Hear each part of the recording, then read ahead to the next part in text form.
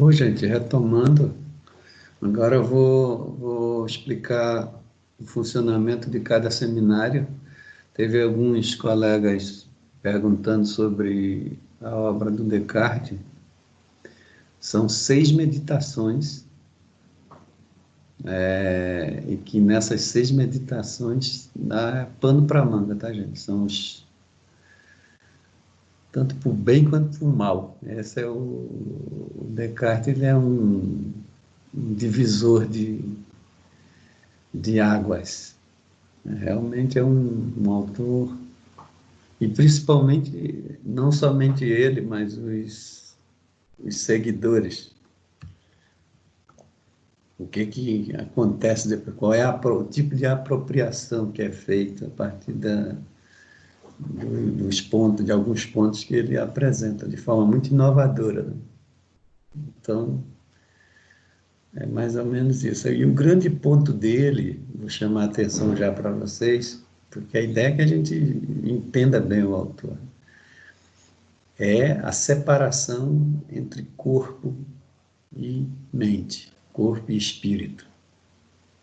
É a separação entre sociedade e natureza, separação entre sociedade, entre natureza e cultura, tudo isso que vai aparecer depois, né? Na antropologia do século XIX, do século XX, tudo nasce, enfim, são esses elementos. Por exemplo, a obra na sociologia,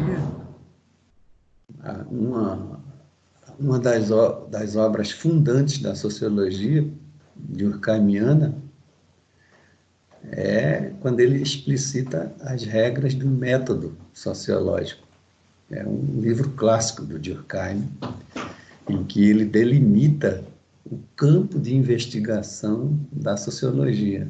Quer dizer, do ponto de vista epistemológico, ele faz uma demarcação. Afinal, qual é o objeto de investigação da sociologia? Para ele, o fato social, o método comparativo, e esses dois elementos são os pré-requisitos para pensar uma ciência dentro dos quadros modernos. E a conclusão do Durkheim, que também é francês, uma das, ele nem cita o Descartes, né? Mas é absolutamente cartesiana, que é o afastamento das pré-noções. O afastamento das pré-noções é esse distanciamento do espírito em relação ao corpo. É exatamente a mesma coisa. Ele não tem vergonha nem de citar o compatriota dele. Só para vocês terem uma ideia, né? Num clássico da sociologia, ele nas páginas finais, na conclusão de Durkheim, é isso que ele destaca, que é um elemento central para fundar a sociologia como ciência. Para vocês verem a importância dele, a importância dessa obra do Descartes, né? Que a primeira meditação é essa, é o afastamento das pré-noções, que a gente traduz, tem traduções com preconceito e tal, mas o sentido mais profundo é de pré-noções mesmo, de você se desvencilhar, né, do mundo. O Bruno Latour, por exemplo, vai chamar isso de uma mente separada, né? Uma mente extirpada, o termo que o Bruno Latour, numa obra recente, né? A Esperança de Pandora, ele vai dizer que essa preocupação, esse fundamento do Descartes é essa ideia, né? De uma separação de uma mente extirpada do corpo. E claro que ele faz toda uma crítica a isso, né? O Bruno Latour, que vai numa perspectiva diferente do Descartes, né? Ele também está apontando limites. Mas isso deixa para depois, né? Primeiro a gente precisa entender o autor e entender esses pontos de partida dele, que vão nos ajudar e muito para compreender muita coisa que passa hoje pelos nossos olhos na contemporaneidade. Então, gente, nessa parte, é o último bloco, eu vou explicar para vocês como que se dá o seminário, as fases, e falar um pouco da minha trajetória, tá? Então, é rápido, mais esses 20 minutos, é o que eu havia preparado, o que eu julgo importantes para a gente se preparar para os seminários, né? Tá? Então, vou compartilhar a página. Então, assim, gente, olha, vocês estão enxergando a página que eu disponibilizei? Sim, professor. Sim, né? Então o seminário vai ser, na verdade, teremos 2 encontros para cada autor, né? Então, teremos na próxima quarta e na outra quarta, são os 2 encontros dedicados para essa obra do Descartes, tá? Discussão das meditações. Então, tem as fases. No primeiro momento, que nós vamos escolher ou sortear 2 de vocês para fazer a exposição da obra. Isso aqui toma mais ou menos em torno de 15 a 20 minutos. Por isso que você tem que ter a recensão pronta, né? Não dá para improvisar, chegar na hora e aí não funciona. Então, a exposição, não se preocupe de fazer errado e tal, porque esse é o espaço para a gente fazer o trabalho. Enfim. Mas a minha orientação é que você faça conforme essa orientação. Então, nos primeiros momentos da aula, nós faremos isso, um sorteio ou voluntariado, né? Às vezes tem alguém que gosta, se voluntaria mesmo, até para se testar, para exercitar a capacidade de entendimento de um autor, tal, enfim. A exposição, não, no primeiro, nós faremos, eu eliminei essa fase aqui, ó, da sabatina, porque essa estrutura, em geral, ela funciona muito bem presencial, e aqui a gente vai testar isso. Então, vou deixar para o primeiro dia de contato com a obra, somente para a exposição e o simpósio, tá? Então, a exposição, os 2 colegas que forem abençoados, ungidos por essa bênção aí de fazer esse trabalho de expor o autor, eles terão 20 minutos para fazer essa exposição, ancorado, evidentemente, na recensão, 20 minutos a 30, porque são 2 pessoas, então um pode complementar o outro. Aí, no segundo bloco, a gente exercita o simpósio. O que é o simpósio?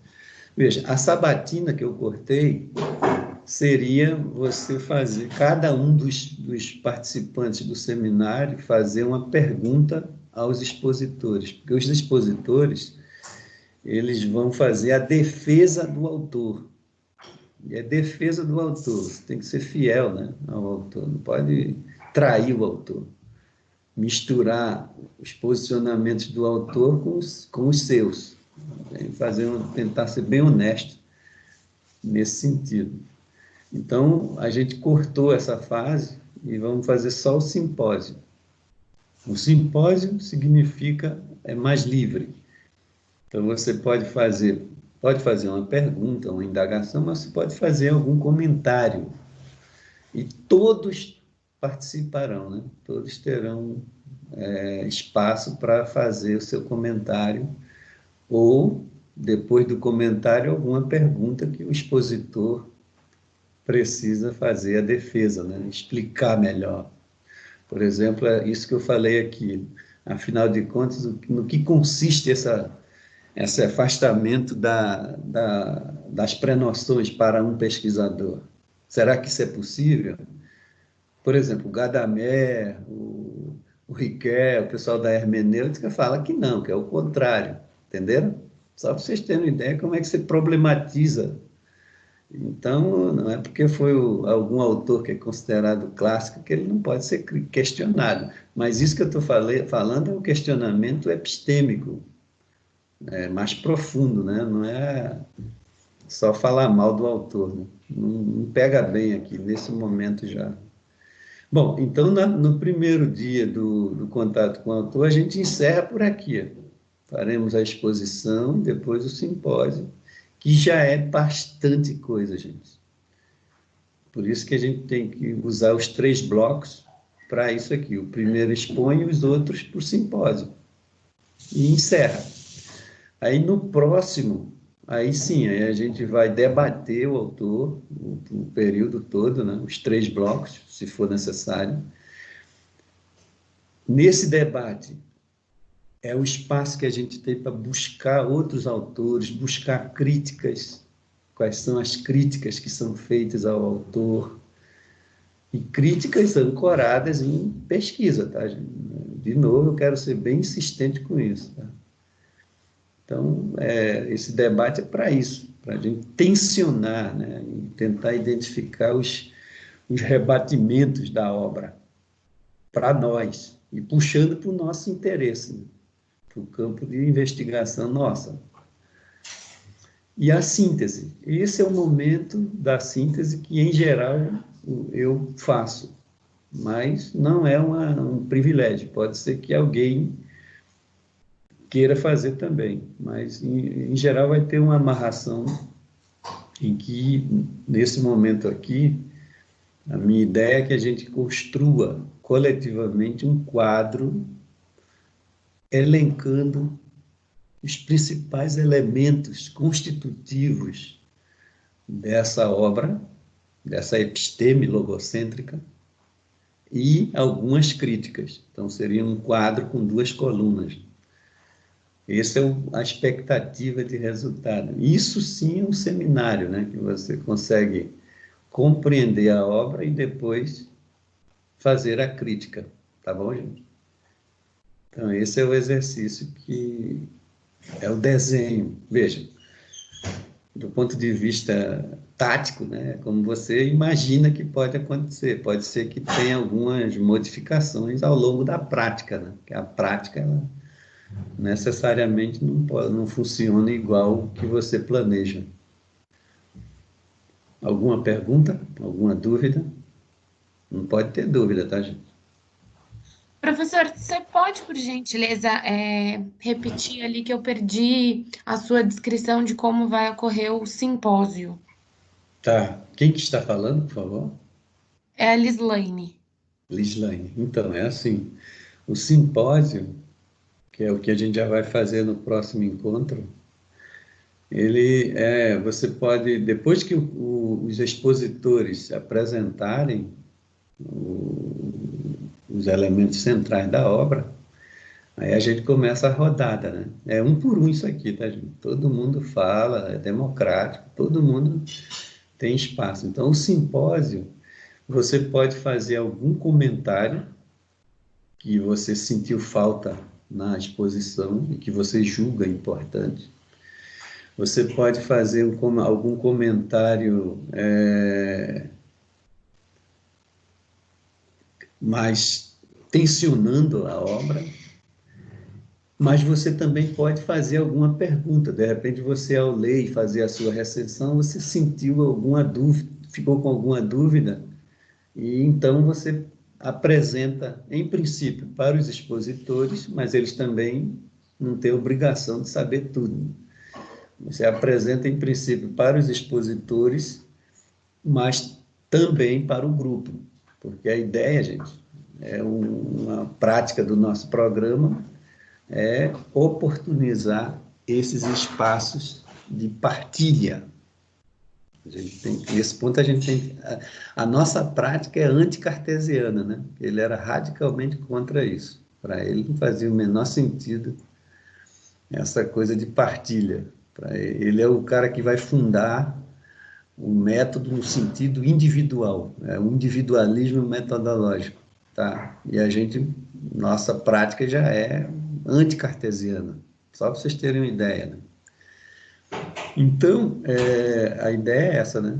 Do simpósio é nesse sentido. E também o tempo, né? Também o simpósio, como a gente vai dividir, repartilhar o tempo, não pode uma pessoa só falar o tempo inteiro. A gente tem tudo isso, ter muito presente, de saber que o tempo também é limitado e que temos que exercitar a síntese, e ser direto, que pode interessar ao debate, ao coletivo. Responde, Lislane. Perfeitamente, professora, obrigada. Então, gente, mais alguma dúvida sobre o como que nós vamos fazer? Vocês vejam que eu estou seguindo bem a estrutura de uma pesquisa, né? O que faremos e como faremos e o que nós pretendemos. É mais ou menos são as perguntas fundantes de qualquer pesquisa, né? Objetivo e método e resultado. Que resultado a gente pretende alcançar, né? Tá bom, gente? Então, essa parte a gente encerra, aí falar um pouco da minha trajetória para a gente encerrar o nosso encontro de hoje. Alguém quer falar alguma coisa? Eu tenho uma dúvida. Será que dá? Pode falar. Só que está bem baixinho, não sei se você está cochichando. Não, eu tô com um problema aqui no sistema, mas eu vou tentar passar. Tomara que vocês me ouçam, senão... Estou ouvindo, pode falar. Minha dúvida é em relação ao debate. Quando você menciona que a gente poderia trazer outros autores e críticas em relação à obra que está sendo debatida, a minha dúvida é se os autores seriam referentes àquelas obras complementares ou se a gente teria, enfim, possibilidade de procurar outros autores que já falam sobre quem a gente está debatendo, como está esse processo de debate a partir de outras vozes, outros... Quem que está falando? A Juliana? Juliana. É livre, viu, Juliana? Na verdade, as leituras, as obras complementares, elas precisam ser enriquecidas com as experiências de quem participa de um seminário. A gente não pode partir da premissa de que quem vem fazer mestrado, doutorado, não tem leituras, né? Não é essa a ideia. Então, vocês podem trazer outras, só que a minha orientação é que essas críticas, elas precisam estar ancoradas em autores, né? Em pesquisas, para que a gente não perca tempo com um debate vago, sabe? Eu acho isso, não é assim. Então, é livre, é importante, mas é bom separar isso, tá? Deixar para o debate, né? No debate é que a gente vai chutar a canela do autor, né? Essa é a ideia. Mas a chutar no sentido forte, no sentido epistêmico, né? Tá bom? Mas é livre isso. Até bom que vocês tragam, porque a gente vai complementando, né? Vai inserindo na lista de bibliográfica. Né? Tá ok? Tá certo, obrigada, professor. Então tá bom. Mas você não precisa falar cochichando não, viu, Juliana? Pode falar mais alto para todo mundo, viu? Ô, professor, Sim. eu fiquei com uma dúvida. A recensão, né? Como que a gente vai fazer a entrega? A gente manda por e-mail na primeira aula ou vai para a segunda? Como que vai ser? Você pode trazer... Não precisa me mandar já, né? Você traz a primeira versão para o primeiro encontro. E eu imagino que o próprio debate, o encontro, te coloque questões que você precise reformular, né? Aí no segundo encontro, que é o debate que você vai ter. Aliás, você vai fazer a versão definitiva depois do segundo encontro. Mas é preciso que seja um construto, sabe? Que você vá construindo a partir dos debates, e das próprias questões que você vai se colocando, sabe? Pensando também nos seus interesses, em princípio, né? Tá Sim, bom? obrigada. Então, gente, para esses últimos minutos, um pouco da trajetória, né? Por exemplo, da minha trajetória, que aí vocês vão entender também os limites. A minha formação ou deformação é na sociologia, nas ciências sociais. Antes eu estudei matemática, eu achava que teria que... eu tinha uma inclinação muito boa para a física. Ao estudar matemática, eu também dei aula, né, no ensino médio sobre física. Foi bem interessante, uma experiência muito boa também que eu tive. Mas depois eu fui para as ciências sociais, a graduação e o mestrado eu estava muito dentro de uma discussão da sociologia do trabalho. Eu estudava sindicato, estrutura sindical, foi isso que eu me dediquei um bom tempo.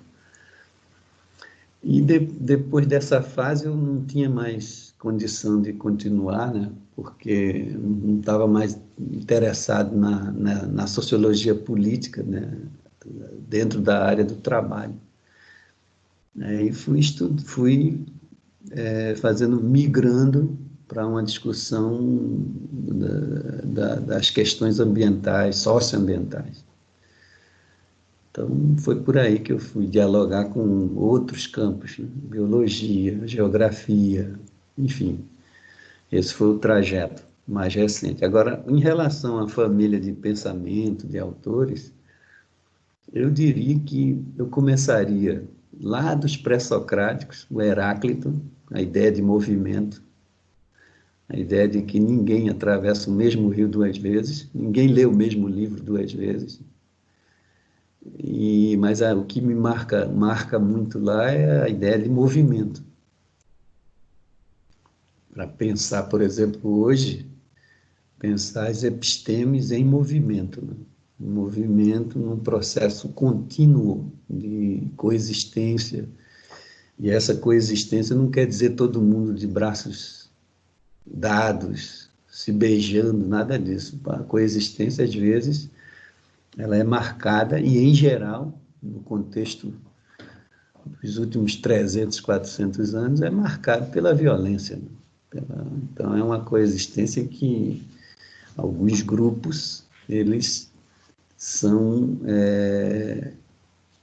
participam desse processo com seus corpos contaminados, com seus corpos maltratados pela essa violência sistêmica, né, que marca a contemporaneidade. Então, a minha trajetória, começando lá desde os pré-socráticos, chega na Idade Moderna, no período moderno, moderna no sentido filosófico, né? Que a gente sempre tem que dizer da onde que se está falando isso, porque não existe consenso sobre isso.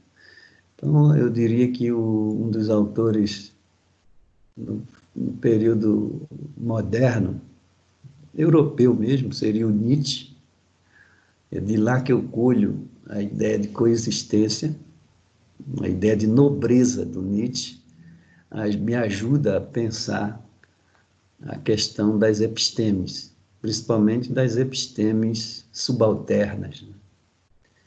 Que resistem, que, enfim, uma episteme Yanomami, por exemplo. Por esses dias eu tomei contato com um livro de um xamã, o Davi Kopenawa, A Queda do Céu. É um livro belíssimo, né? É uma contra-antropologia. É muito interessante o livro. Então, é um pouco isso que me interessa, que vem me interessando, no sentido de compreender como que essas outras epistemes... e o conceito de episteme eu tomo emprestado do Foucault, nas Palavras e as Coisas. É um belíssimo livro, mas eu não fico só no Foucault, né? Vou adiante. a ideia de episteme como um regime de verdade, um regime que produz verdades. E na base desse regime de verdade existe, evidentemente, relações de saber-poder, como diria o Bacon, antes de Descartes até. Então,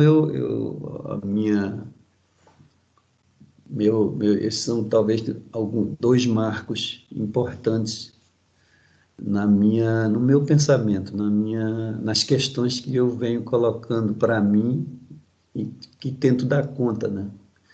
E, mais recentemente, a partir de uma perspectiva complexa, eu costumo chamar um pensamento complexo, que vai compreender o ambiente, por exemplo, como um emaranhado, né, atravessado por decisões civilizatórias, por violência. Então, o meu pensamento ele está muito próximo disso, dessa discussão de tomar a pesquisa sempre como esse entrelaçamento de interesses, de vontade, de emoções. Então, é um pouco por aí que, para vocês entenderem, as minhas posições, elas, em geral, estarão muito próximas e fincadas desses marcos, né, do pensamento. Então, eu sempre julgo importante cada pesquisador ter consciência, né? Tem um livro do Edgar Morin chamado Ciência com Consciência, que, de certo modo, o ponto central é esse.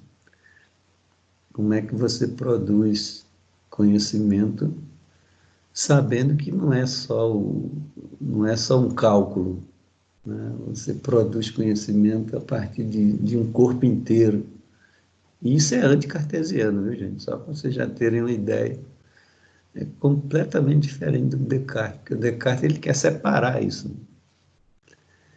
Então, essa é a minha posição, mas tento ter uma cabeça bastante aberta para a diversidade. Por isso, a gente chama de epistemes plurais, porque essas epistemes vulnerabilizadas essas epistemes que são marginalizadas, elas terminam tendo pouco espaço, né? E eu penso assim, gente, para encerrar, que o que eu tento fazer hoje está mais próximo do Boaventura, de Souza Santos também, mais uma doxologia do que uma epistemologia no sentido clássico, que é a epistemologia que vem de Platão, Descartes, propõe sempre uma separação, né? Um distanciamento em relação ao corpo. E esse corpo a gente pode entender como o ambiente, os corpos das pessoas, da condição negra, por exemplo, da condição indígena, que vem sendo brutalmente atacado. Então, a ciência que eu defendo é um pouco essa, não é uma ciência neutra, que não existe isso. É uma ciência que se posiciona e que reivindica essa publicidade, né? Uma ciência pública, que ela sempre explicita seus fundamentos para ser criticada de forma honesta. Então, é assim que eu entendo, que eu me inscrevo nesse contexto do conhecimento. Tá ok, gente? Alguma pergunta? Algum comentário?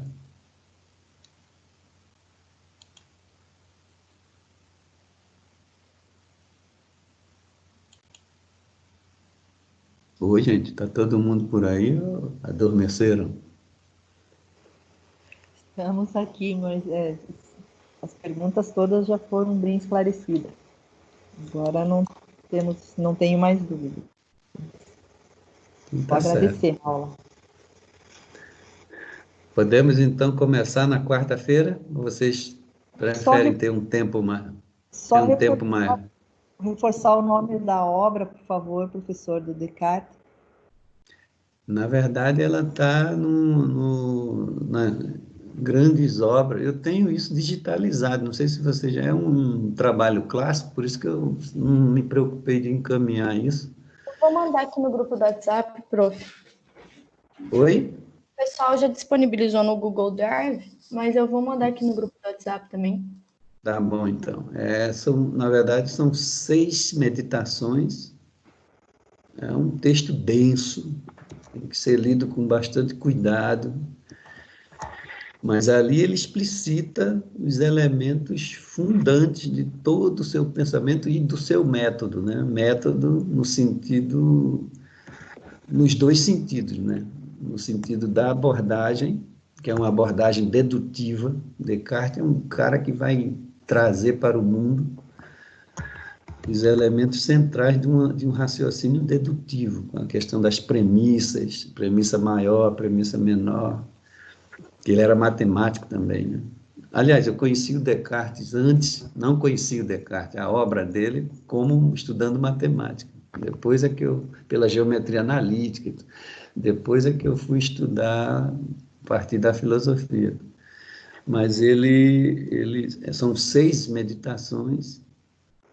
Eu sugiro que vocês, do ponto de vista, usando um método mesmo,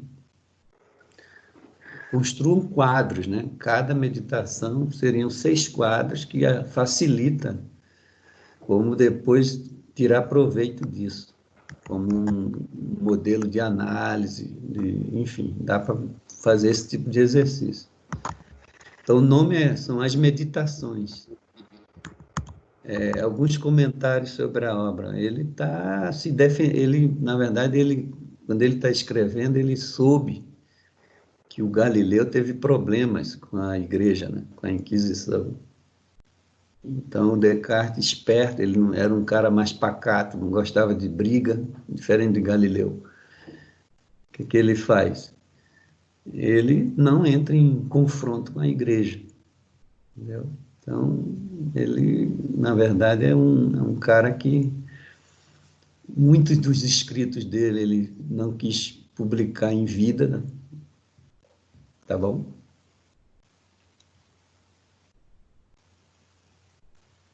Vocês estão ouvindo ou travou? Estamos ouvindo, professor. Então, gente, é isso. Eu acho que a gente está preparado para começar esses trabalhos. É um experimento. Vocês vão de convir que ninguém sabe qual é o resultado disso, né? Quem disser para vocês que sabe está mentindo. Então, vamos experimentar isso juntos e avaliar, né? No final de cada ciclo de autor, a gente faz uma avaliação coletiva. Todo mundo se pronuncia e fala o que é que a gente conseguiu colher desses exercícios. Tá ok, gente? Ok, professor, obrigada. Então é isso, vamos dar por encerrado.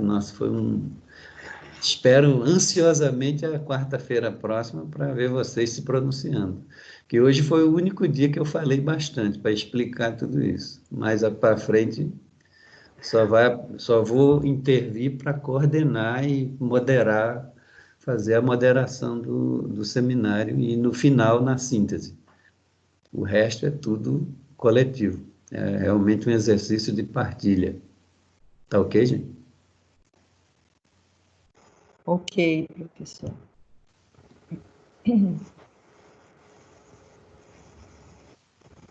Então é isso. Até semana que vem. Até a semana que vem. Já